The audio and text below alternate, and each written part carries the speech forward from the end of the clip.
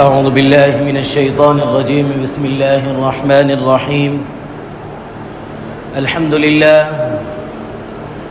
لله وحده، والصلاة والسلام على من لا نبي بعده ولا رسول بعده ولا معصوم بعده ولا أمة بعد أمتي ولا کتاب بعد کتابی اما بعد. انتہائی واجب الاحترام، قابل صد احترام بزرگان دین، نوجوانان اہل سنت، السلام علیکم ورحمۃ اللہ وبرکاتہ.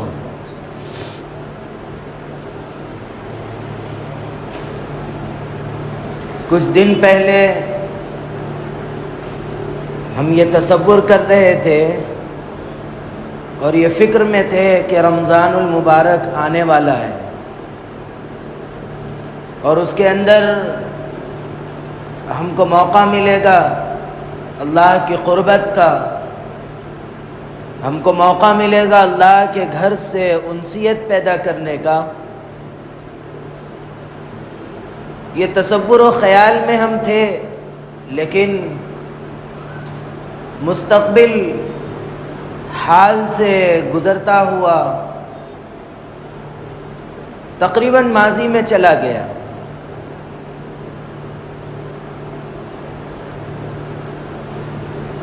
اور اب اس پر غور و فکر کر کے اب یہ دیکھنا ہے کہ ہم نے اس میں کیا پایا ہے اور کیا کھویا ہے.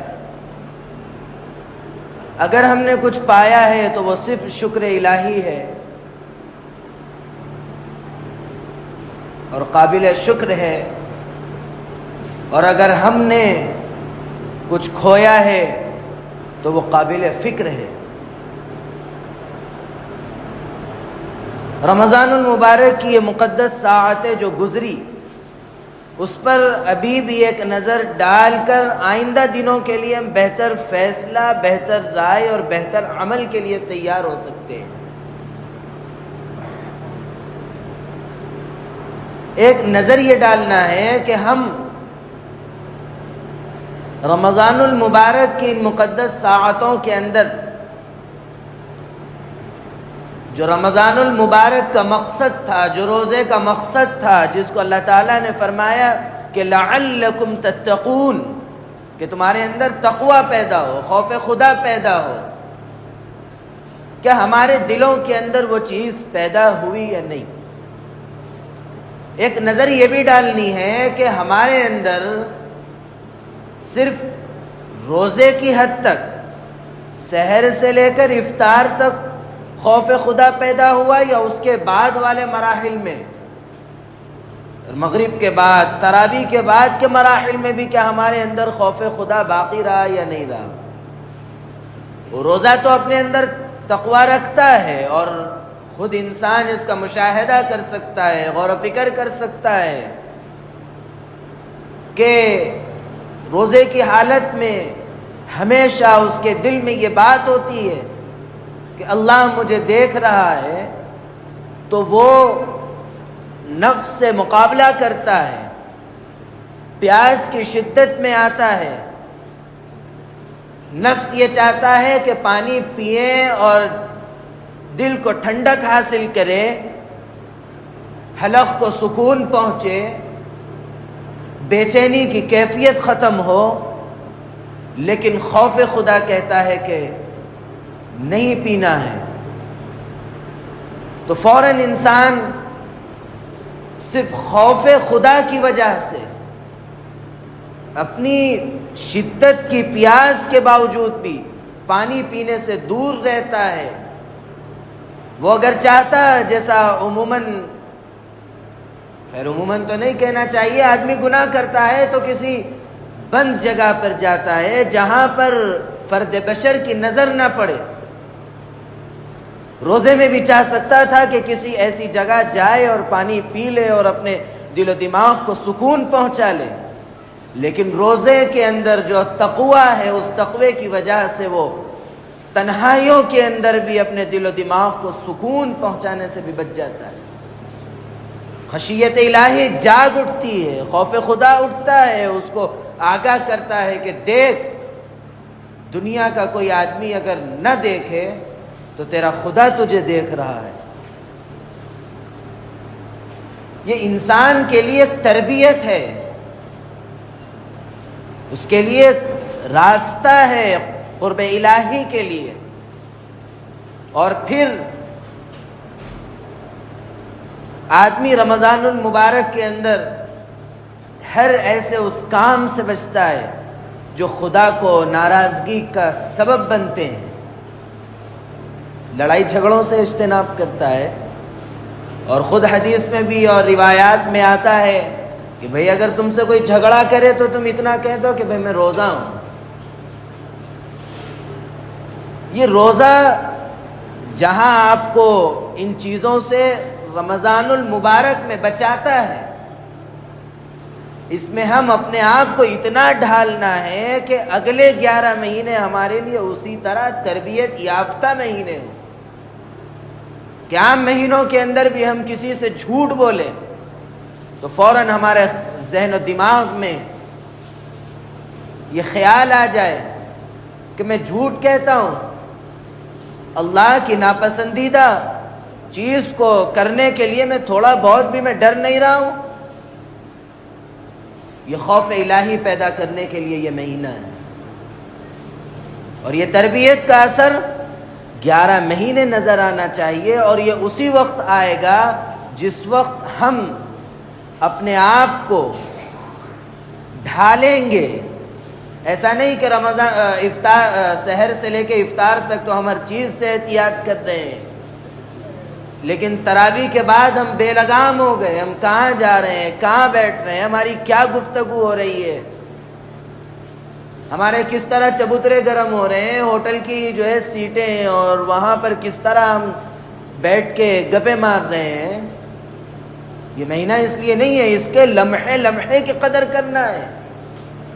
ایسا نہیں کہ آپ تراویح پڑھ لیے اور آپ آزاد ہو گئے، کہ بعض لوگوں کا مزاج یہ بھی ہے کہ 10 دن کی تراویح پڑھ لیے، اب ان کے تصور میں یہ بات آ گئی کہ تراویح کی فرضیت ہم پر سے ہٹ گئی، ہم تو قرآن سن لیے۔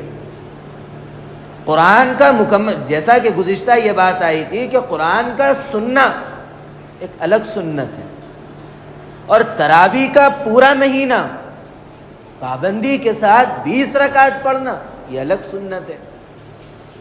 ایسا نہیں کہ ایک سنت ادا کرے اور دوسری چھوڑ دیے۔ اور پھر اب تراویح کے بعد کے جو مراحل ہیں، کہ جیسا کہ رمضان سے پہلے والے جمعے میں حضرت سلمان فارسی رضی اللہ عنہ کی وہ حدیث آئی تھی کہ رات کی عبادتیں جو نفل عبادتیں ہیں وہ قرب الہی کا ذریعہ بنتی ہے۔ ہم سحر میں اٹھتے ہیں، ایک نظر ہم اپنے اوپر یہ ڈالیں کہ عام دنوں میں تو ہمارے لیے فجر مشکل ہو جاتی تھی، لیکن آج سحر میں اٹھ رہے ہیں تو قرب الہی کے لیے جو راستہ ہے وہ نماز تہجد، کم از کم درجے میں 4 رکعت پڑھنے کی ہم کو توفیق مل رہی ہے یا نہیں مل رہی؟ کتنا وقت لگتا ہے؟ 5 منٹ کے اندر 4 رکعت پڑھنا کوئی مشکل نہیں ہے۔ اگر اللہ کی محبت آپ کے دل میں ہے تو آپ اس سے بڑھ کے رکعتیں بھی ادا کریں گے۔ عبادات کا تعلق محبت الہی اور محبت رسول صلی اللہ علیہ وسلم سے۔ اب اپنے گریبان میں نگاہ ڈالنے کی ضرورت ہے کہ ہمارے اندر اللہ اور اس کے رسول صلی اللہ علیہ وسلم سے کتنی محبت ہے، ہم کتنا چاہتے ہیں، اللہ کی قربت کتنی چاہتے ہیں، اللہ کے نبی کی قربت کتنی چاہتے ہیں۔ اور پھر آخری عشرہ اور آدمی کی قربت حاصل کرنے کے لیے ایک راستہ اور اعتکاف کا ہے کہ آدمی اس میں اللہ کے گھر میں آ جاتا ہے۔ جب آدمی اللہ کے گھر میں آ جاتا ہے اعتکاف کی نیت سے، وہ سو رہا ہے یا عبادت کر رہا ہے عبادت کر رہا ہے وہ اپنا الگ اجر پا رہا ہے، سو رہا ہے، لیکن اللہ کے گھر میں اعتکاف کی نیت سے رہنے کی وجہ سے بھی وہ اپنے ثواب سے محروم نہیں ہے۔ اس لیے اور پھر مسجد والے ماحول کے اندر جہاں فرشتے بھی ہوتے ہیں اور نیک اور صالح جنات بھی ہوتے ہیں، اور پھر اللہ کے برگزیدہ بندے بھی ہوتے ہیں جو خالص مسجد کے اندر اللہ کی عبادت کے لیے آتے ہیں، ان کے ساتھ جب ہم بیٹھیں گے، وہ ماحول میں جب ہم رہیں گے تو واقعتاً ہم کو قربت الہی نصیب ہوگی، اور اسی کے ساتھ ساتھ ہمارے اس مسجد کے 10 دن کے رہنے کی برکت سے کم از کم درجے میں ہماری نمازیں سنن و نوافل کے ساتھ ہوتی رہے گی۔ سستی ہوتی ہے، اذان ہوئی اس کے بعد ہم تیاری شروع کرتے ہیں، ایسا ہوتا ہے کہ پہنچے تک جماعت کھڑی ہو گئی، کبھی 1 رکعت چھوٹ گئی، کبھی 2 رکعتیں چھوٹ گئی، لیکن مسجد میں رہنے کی برکت سے کم از کم 10 دن تکبیر اولیٰ کے ساتھ آپ کی نمازیں ہو جائیں گی، اور پھر سنت سمجھ کر اللہ کے نبی کا عمل سمجھ کر کریں گے تو محبت رسول بھی پیدا ہوگی اور قربت رسول بھی نصیب ہوگی صلی اللہ علیہ وسلم۔ اور پھر ٹھیک ہے مصروفیات کی وجہ سے اعتکاف بیٹھنا مشکل ہو گیا، تو کم از کم درجہ یہ ہے کہ معتکفین جو اندر ہیں مسجد کے اندر، ان کی خدمت کے ذریعے ثواب کے حصول کا راستہ باقی ہے۔ بعض معتکف ایسے ہوتے ہیں وہ محبت الہی میں تو بیٹھ جاتے ہیں، لیکن ان کی ضروریات پوری کرنے کے لیے کوئی ان کا سہارا، کوئی راستہ نہیں ہوتا، مشکل سے پوری ہوتی ہیں۔